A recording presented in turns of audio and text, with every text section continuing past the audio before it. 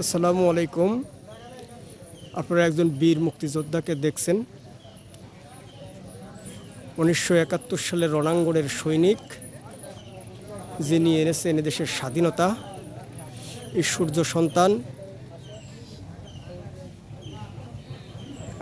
আজকে পবিত্র ঈদ উল ফিতরের নামাজ আদায় করলেন। আমরা সৌভাগ্যবান যে তার মতো একজন সূর্য সন্তানের সাথে এবং সচক্ষে দেখতে পারছি। সবার কাছে দোয়া চাই তিনি যেন সুস্থ এবং সুন্দর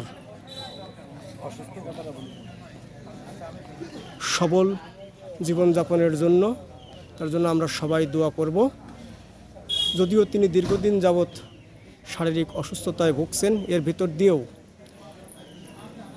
তিনি আমাদের সাথে,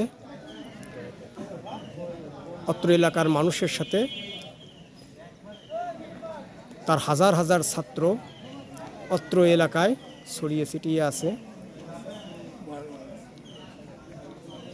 আমরা সবাই তার জন্য দোয়া করব তিনি যেন সুস্থ সুন্দরভাবে আমাদের মাঝে বারবারই ফিরে আসে, আমরা সেই প্রত্যাশা করছি।